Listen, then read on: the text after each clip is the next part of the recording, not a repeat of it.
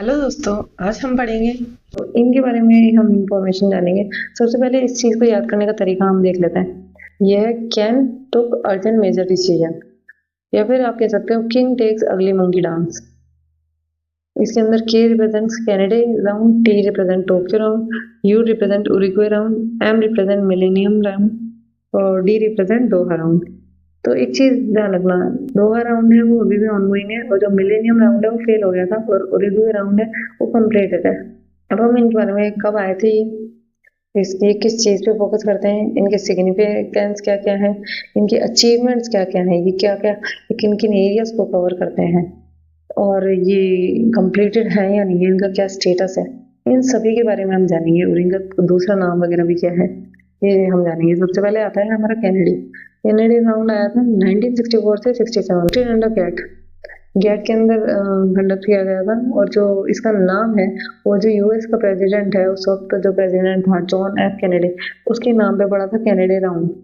इसका जो Kennedy round का फोकस था वो था कि भाई रिडक्शन करना टैरिफ्स को, और एंटी डंपिंग मेजर्स, मतलब जो जब डंपिंग करते हैं उसके मेजर्स कि वो डंपिंग ना करे।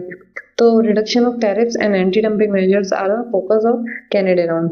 और जो सिग्निफिकेंस है, major step in tariff negotiation among countries. तो इसके अंदर क्या किया गया था, जो टैरिफ से रिलेटेड नेगोशिएशन की गई थी अलग अलग कंट्री द्वारा। टोक्यो राउंड 73 से लेकर 1979 तक है। तो scope expanded beyond tariffs to include non tariff barriers. इसका फोकस किस पे है, किसका, टोक्यो राउंड का। Trade regulation and transparency in global trade को रेगुलेट करने में, ग्लोबल ट्रेड की ट्रांसपेरेंसी में। अचीवमेंट क्या थे इसके, कोड्स ऑन सब्सिडी और काउंटर वेलिंग मेजर्स पे कोड्स दिए गए। सिग्निफिकेंस क्या है, इम्प्रूव्ड इंटरनेशनल ट्रेड प्रैक्टिस। तो इसकी वजह से जो इंटरनेशनल ट्रेड प्रैक्टिस है वो इम्प्रूव की, क्योंकि ग्लोबल ट्रेड के अंदर ट्रांसपेरेंसी आ गई है ना। उरुग्वे राउंड 86 से 94 तक है।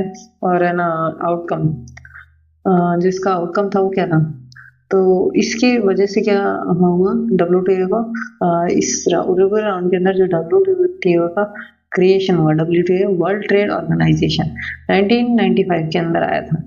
ठीक है, जो इसका काम है ना गैट के काम जैसा ही है। और जो गैट है वो पहले आया था और फिर WTO बाद में आया था। एक तरीके से कह सकते हो कि जो WTO है वो सक्सेसर है गैट का। और ये जो राउंड है वो क्या क्या कवर करता है, एग्रीकल्चर, इंटेलेक्चुअल प्रॉपर्टी और सर्विसेज को कवर करता है। सिग्निफिकेंस क्या है इसके, shaped modern global trade system. तो जो मॉडर्न ग्लोबल ट्रेड सिस्टम को शेप करने में ये मदद करता है। The Uruguay round significantly shape modern international trade policy. So basically ये सिग्निफिकेंटली शेप करती है जो मॉडर्न ट्रेड पॉलिसी है उसको। अब मिलेनियम राउंड को हम देखें तो ये 1999 के अंदर आया था सिएटल के अंदर। जो ये है, ये जो राउंड है वो फेल हो गया था। क्यों फेल हुआ था, क्योंकि है ना डेवलप्ड और डेवलपिंग कंट्री है उसके अंदर डिसएग्रीमेंट हो गया था, तो इसलिए ये फेल हो गया था। और ये सिएटल के अंदर हुआ था। proposed in 1999 at WTO Ministerial Conference in Seattle, और ये फेल हो गया था इसका स्टेटस। ठीक है, फोकस एरिया क्या है, aim to address issues like, so millennium round का जो एम था या फिर जो इश्यूज, जिन इश्यूज पे फोकस किया गया था वो थे इन्वायरमेंटल के स्टैंडर्ड्स, लेबर्स के राइट एंड ट्रेड लिबरलाइजेशन। इन पे फोकस किया गया था इस राउंड के अंदर। सिग्निफिकेंस जो है, हाईलाइटेड ग्लोबल ट्रेड टेंशंस। तो बेसिकली ये क्या करता है, ग्लोबल ट्रेड टेंशंस को हाईलाइट करता है। अब लास्ट जो हमारा राउंड है वो है दोहा राउंड ऑल्सो नोन एज दोहा डेवलपमेंट एजेंडा। तो इस दोहा डेवलपमेंट एजेंडा पे कहा जाता है तो दोहा राउंड को। नीड्स ऑफ डेवलपिंग कंट्रीज, तो इसके अंदर तो ये कब हुआ था, ये 2001 के अंदर हुआ था। दोहा कतर का, जो कतर है उसके अंदर एक जगह है दोहा, उसके अंदर हुआ था। इसके इश्यूज किस पे ध्यान दिया गया, agricultural subsidies and trade barriers पे ध्यान दिया गया है इसके अंदर। और ये अभी भी इनकम्प्लीट है, मतलब अभी भी ऑनगोइंग है। ठीक है, ऑनगोइंग जो है, इसका ऑनगोइंग का कारण ये है ऑनगोइंग डिसएग्रीमेंट्स अमंग कंट्रीज के अंदर ऑनगोइंग डिसएग्रीमेंट है उसके कारण। अब